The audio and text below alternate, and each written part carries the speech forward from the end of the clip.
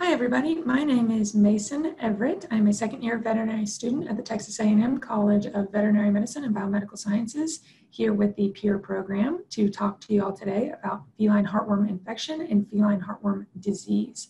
If y'all enjoyed today's video and you haven't already, there's also a video on canine heartworm infection and heartworm disease as well. Today we're going to talk about some of the species similarities, but we're also going to note some major differences in the way that cats react to heartworms versus dogs and how we can treat them.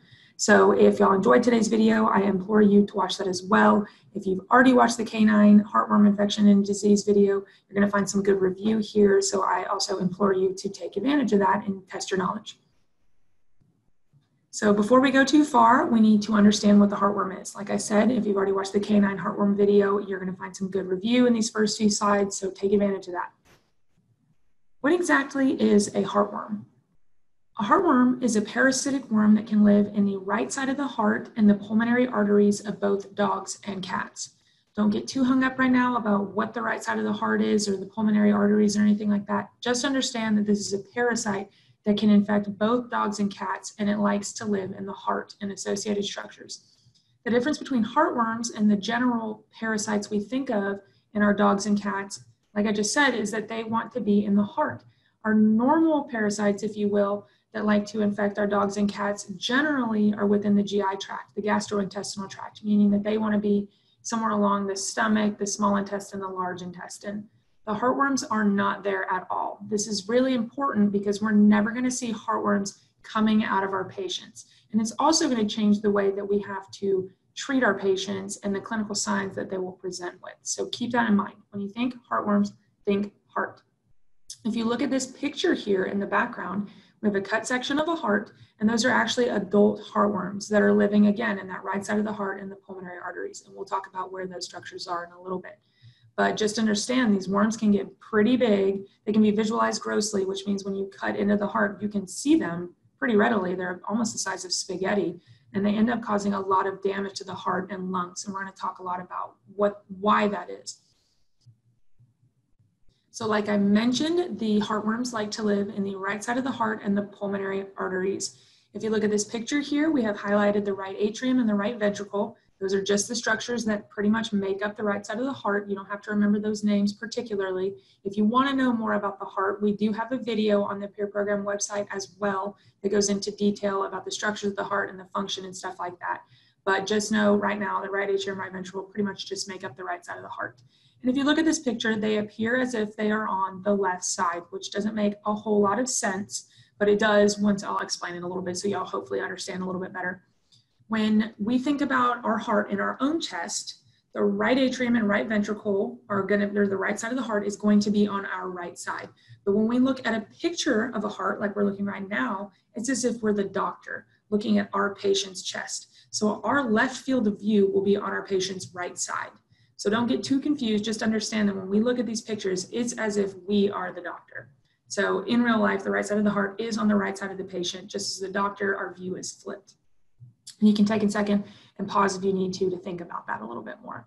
And then the pulmonary arteries are right here. When you think pulmonary, you just have to think lungs. The pulmonary arteries are taking all of the blood in the body from the right side of the heart to the lungs. And the whole goal of blood is to go to the lungs and pick up as much oxygen as it can hold. It'll then go back through the left side of the heart and then out into circulation. And when it goes out into circulation, it's going to every tissue, every organ, every structure in the body and supplying it with oxygen. So the whole goal of blood is to supply oxygen to every structure out there. And all of it has to go through these pulmonary arteries. So if you can imagine if we stuck a bunch of worms in that pulmonary artery and kind of clogged it up, how that could cause a lot of issues, not only for our heart, but potentially for our lungs as well. And then eventually possibly even other structures in the body because they're not going to have as much oxygen to work with. And then it's just showing pulmonary arteries going to the lungs. So what do you think of when you think heartworm infection? I've kind of already alluded to what my thoughts are on heartworm infection, but generally the normal person when they think heartworm infection is going to think canine heartworm infection. And there's absolutely nothing wrong with that at all because the dog acts as the definitive host for the heartworm. And that means if the heartworm essentially had a choice in where it got to live, it would choose the dog. And what a lot of folks don't know is that cats can also act as a definitive host for the heartworm as well, but they're not as good of a host for the heartworm as the dog is. And we're going to talk a lot about that because that's going to play a lot into how heartworms can affect our cats. But just hold on to that idea that cats aren't as good of hosts for heartworms as dogs are.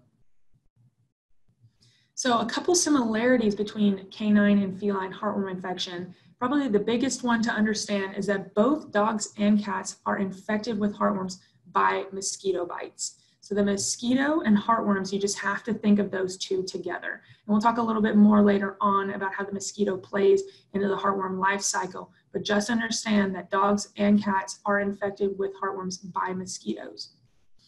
And also it's important to note that the length of the life cycle of the heartworm is very similar in dogs and cats. And that is going to have some pretty big ramifications about when we can test for heartworms in both species. So just hold on to that idea, similar length and life cycle. Don't get too caught up on it right now.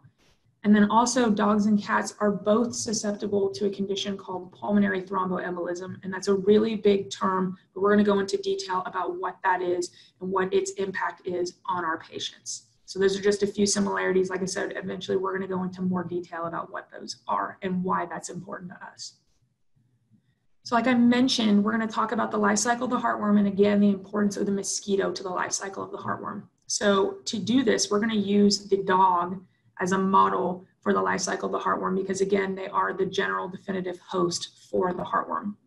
So I want y'all to think right now is if we have a dog that's heartworm positive and it has adult worms that are living in the heart. So they've been there for a while. So this dog has been heartworm positive for a while and those heartworms are reproducing. And when they reproduce, they're going to create something called microfilaria. Microfilaria is just kind of a fancy term, essentially saying baby heartworms. So these baby heartworms are going to be released in circulation. So the adult heartworms make microfilaria, baby heartworms, and these baby heartworms are going to move throughout the dog's body in the blood, in circulation. And that's important because when a mosquito comes along and bites that heartworm positive dog, it can pick up those microfilaria and fly off with them. And this is really important because that mosquito is going to have two important roles for that immature baby heartworm. Number one, it's going to be the way that these heartworms are transmitted. When this mosquito flies on and bites another dog that, let's say, is heartworm negative at this point, it is going to deposit heartworms into that dog. And if that dog is not on preventative, then there is a very, very high likelihood that now it's going to become heartworm positive. And number two, the mosquito is vital for the ability of the heartworm to begin to mature. And at this point within the mosquito, it's going to mature into a larval stage. Don't worry about that so much. Just know that the mosquito is important for transmission and for the ability of the heartworm to begin to mature. And so at this point, we'll still call it an immature heartworm or a larval stage of the heartworm. Doesn't matter, that could be used interchangeably for our purposes. But at this point, just understand that we had a dog that was heartworm positive. It was producing those baby heartworms or microfilaria that got picked up by a mosquito, and that mosquito went and bit a new dog. Once in the new dog, these heartworms, these immature heartworms can move throughout the dog's body, and eventually they'll find themselves in that right side of the heart and the pulmonary arteries. And at that point, they can mature into adult heartworms. And once they are adults, they'll begin reproducing and making those baby heartworms or microfilaria. And I'm not going to ask y'all to remember any big terms here, but if you can hold on to just one for me, just try to remember microfilaria. Think baby heartworm, the most immature form of the heartworm, because they are important later on. But just try to remember that term. So here's another picture that's just kind of comparing the heartworm life cycle in the cat to the dog.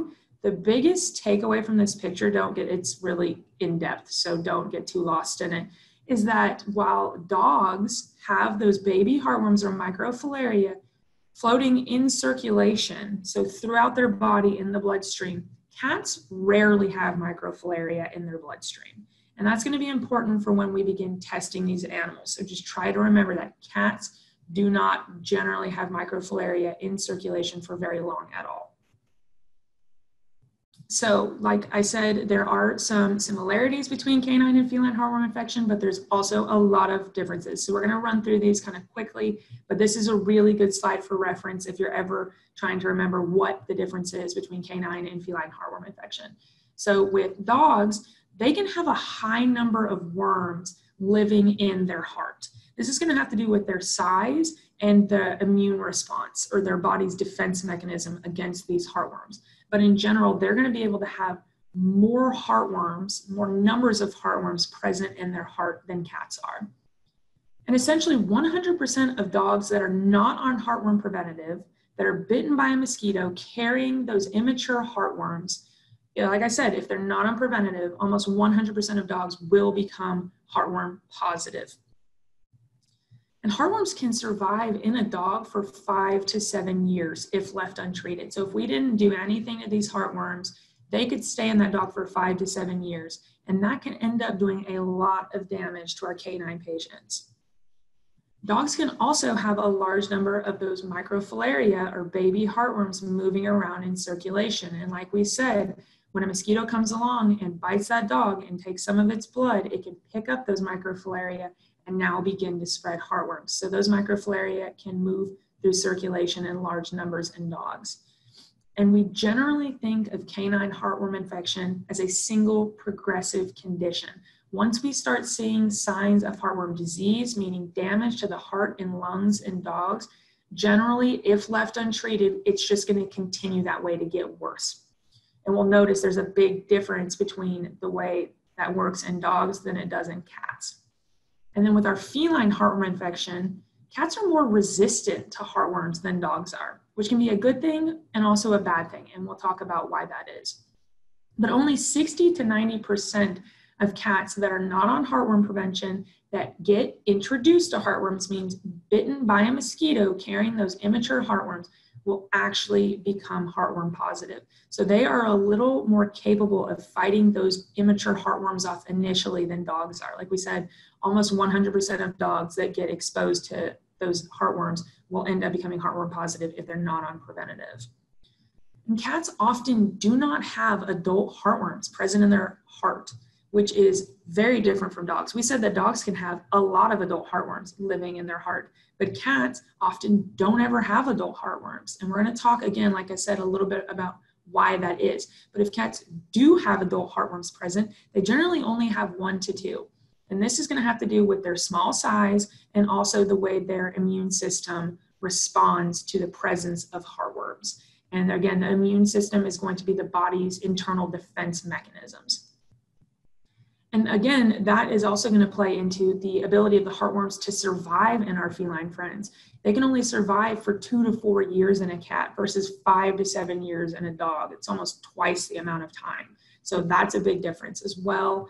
And cats rarely have microfilaria in circulation. We just talked about that a second ago when we were looking at that comparative chart of the life cycles in canine and feline patients.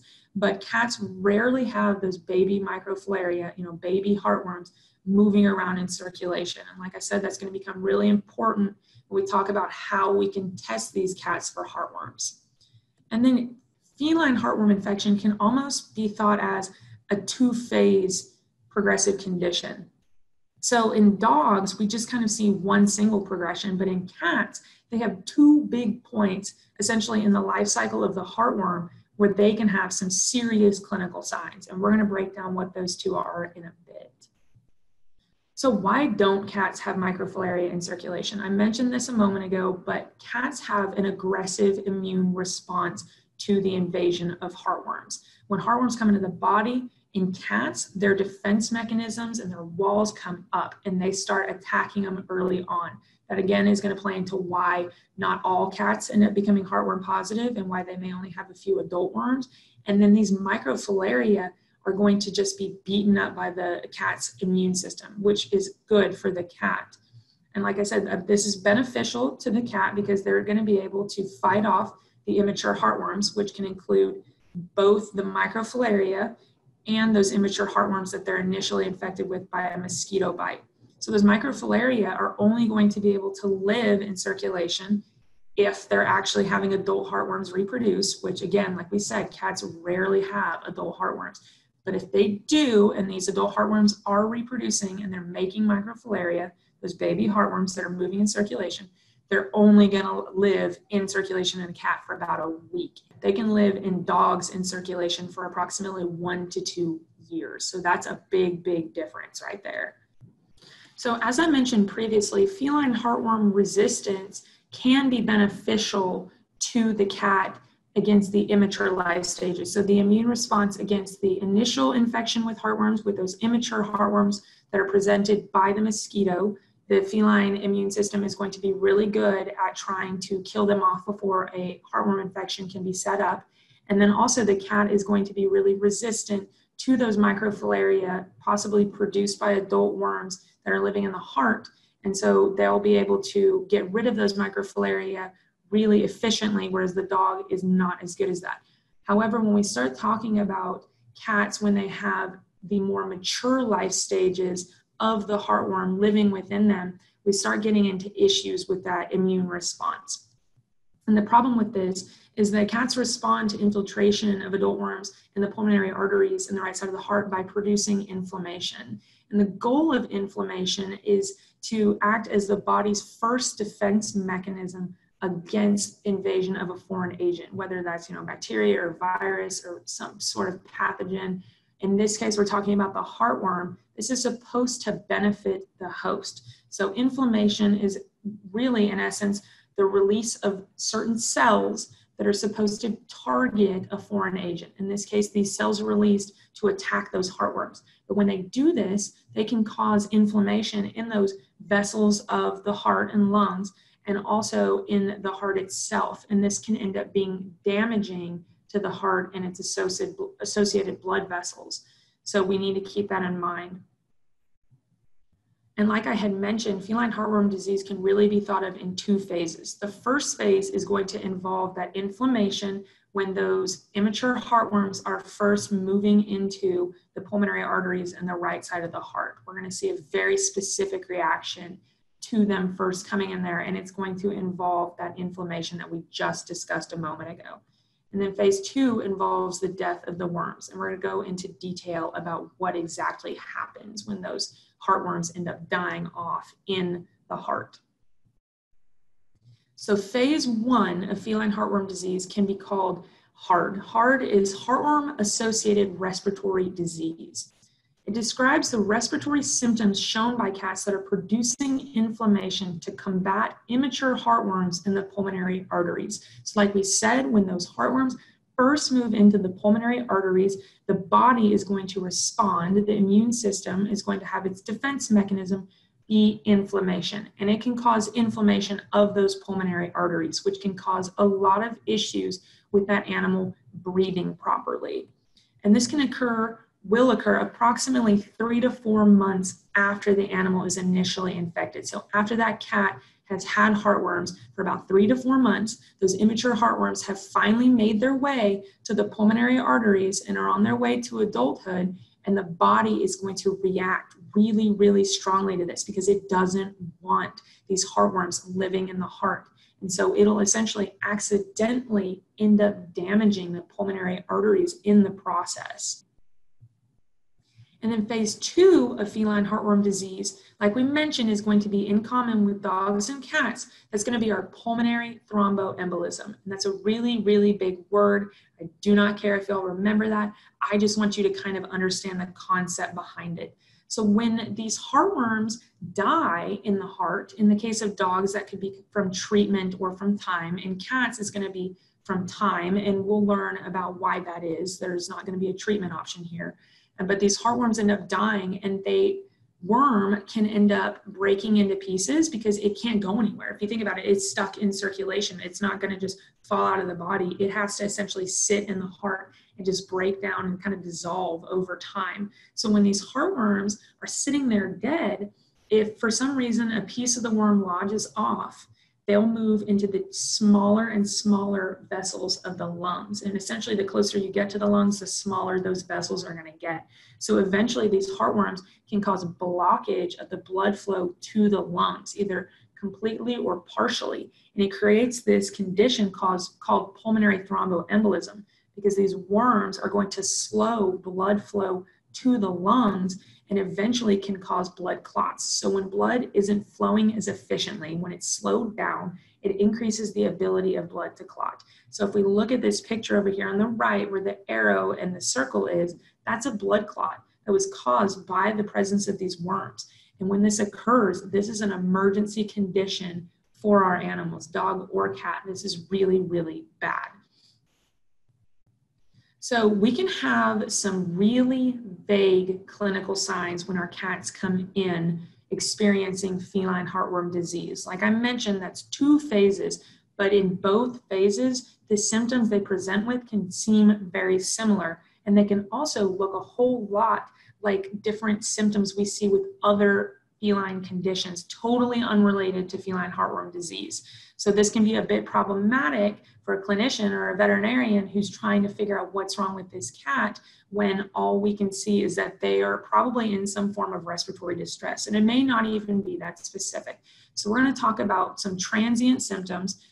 Transient just means symptoms that may come and go. They're really, really vague. You know, they're not specific to feline heartworm disease.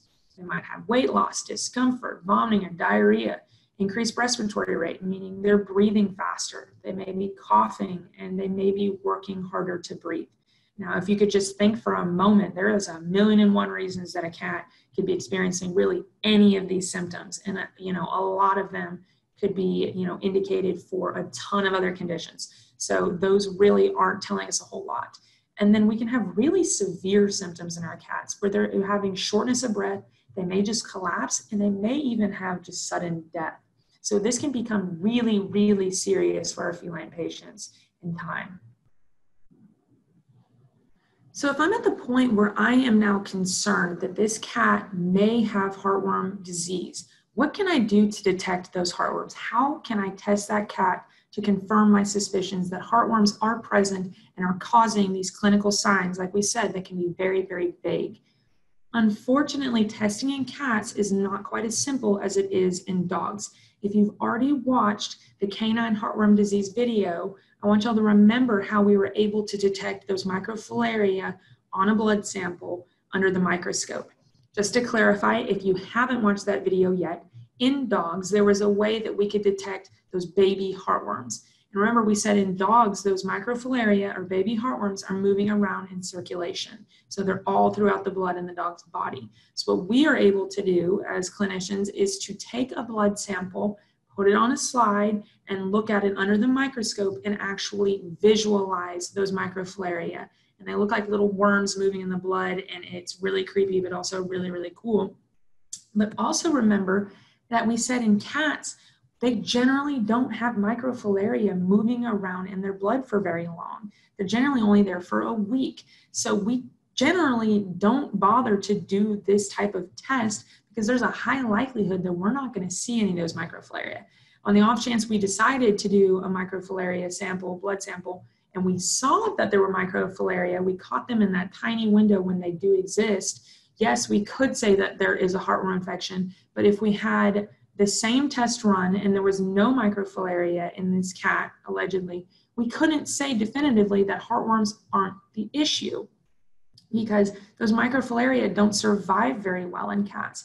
And remember how we also mentioned that cats have a 2-phase presence of heartworm disease. And that first phase of heartworm disease involves immature heartworms moving into the pulmonary arteries and the right side of the heart. So there are no adult worms present, which means there is nobody making microfilaria. So even if this cat has all the signs of heartworm disease and has a negative microfilaria test, we can't say for sure that they don't have heartworm disease because it might only be in phase 1. And even if it's progressed to the point where adult heartworms are present and they're reproducing, those microfilaria aren't going to survive very long. So this isn't going to be a very valid form of confirming or denying heartworm disease in a cat. But also remember in the dog that we were able to run the IDEX Snap test. And we're going to talk about what that is if you don't remember it or you haven't watched that video. But the IDEX Snap test can be a valuable way to detect heartworms in cats. But we're going to talk about how there can be some issue with this as well.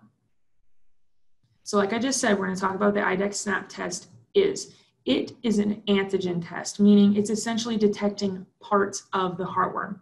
Specifically, it's capable of detecting an antigen associated with adult, mature, female heartworms that are reproductively active. Mostly, I just want you to remember that they're adult female heartworms. So how could this pose some issues when we talk about heartworm disease in cats?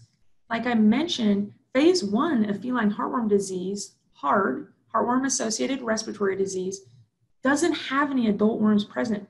It's when those immature heartworms move into the pulmonary arteries and the body responds by creating inflammation to try to fight off those heartworms, and then that cat is having respiratory issues, it's having breathing issues. But at this point, there are no adult worms present. So this IDEX Snap test is not going to be able to detect that there are heartworms there, even if they are, because there are no adult female heartworms in the heart at this point. So if we have a phase 1 feline heartworm disease case, it is not going to be able to be detected by the IDEX Snap test, which is our essential go-to in dogs. So that is going to be a big, big difference in how we can detect heartworms in cats versus dogs. The other option we have with cats is antibody testing. Antibodies are really essentially the body's defense response. So that's what we're going to see once heartworms are present. And like I said, cats have a really strong immune response or defense mechanism against heartworms. So they're going to be creating these antibodies against all phases of the heartworm life cycle, which can be a very good thing. This can also be problematic for testing purposes though. So first and foremost, it's going to be positive for our feline patients because these antibodies are going to kill off the heartworms, hopefully, and then they'll hang around for a while. And this is good because if, let's say, they get reintroduced to heartworms, these antibodies are already going to be living in that cat and they're able to beat them off, hopefully, really quickly. But when we try to antibody test these heartworms, we can say we're there at one point because the body mounted an aggressive immune response against them. They created antibodies against heartworms. So we can say heartworms were here. But because those antibodies hang around a lot longer than the heartworm itself, we cannot say that heartworms are still there and causing the issue. So there are other testing options. One of them is going to be radiographs or x-rays. And this can show us visible changes to the heart and to the lungs. Like we said, these heartworms are capable of producing a lot of damage to the heart and lungs. So if you look at the x-ray or radiograph, they're technically the correct term is radiographs. For our purposes today, we'll just call them x-rays because that's the more commonly known name for them. If you look at the x-ray on the bottom, you'll see a circular structure in the chest of this cat, and that's going to be our heart. And then everything above and to the right of this, it's really dark in there, that's our lung field. Those are our lungs. And if you notice, you can essentially see straight through that cat. And that's a good thing because we want our lungs to be filled with oxygen. We want air there. So it makes sense that you would essentially be able to see through them on an x-ray because the x-ray is trying to pick up bone. And then if you look at the x-ray on the top screen, you'll notice that that heart is greatly enlarged. And that's going to have to do with heart failure associated with the presence of those worms. And then again, everything above and to the right of that heart is going to be our lung field or our lungs. But notice how they're a lot more murky than they are in the normal x-ray at the bottom.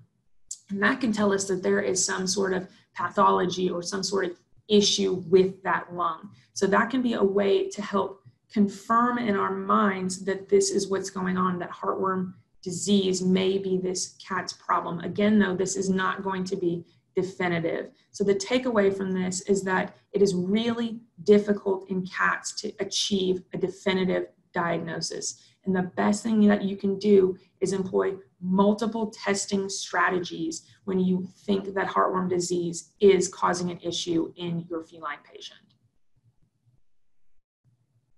So when should we test a cat for heartworms? Again, if you remember, if you've already watched the canine heartworm disease video, we test dogs for heartworms every year, regardless if they're on preventative, what have you. If we have a patient coming in, they A, need to be on heartworm preventative, and B, have to have a heartworm test every year to continue to be prescribed that heartworm medication. So that is something we do in dogs all the time. In cats, due to the difficulty in testing them, we don't do it annually. We only do it when we think that they have heartworms present. So this is going to be a major, major difference. And again, it involves the difficulty in diagnosing a cat with heartworm infection and disease. So what are our treatment options if we are now quite sure that this cat has heartworm disease? Unfortunately, unlike dogs, there are no approved treatments for cats that have heartworm disease. The only thing we can do is provide supportive care. And supportive care means that we are trying to just treat their symptoms. We're trying to keep them as comfortable as possible. And generally, this is going to include oxygen therapy, which means we're trying to help their breathing because, like we said, they're going to have a lot of respiratory symptoms. So one thing we're going to try to do is help support their ability to breathe. We can also give them steroids, which are going to help calm that inflammation in those pulmonary arteries, again, in an effort to help them breathe.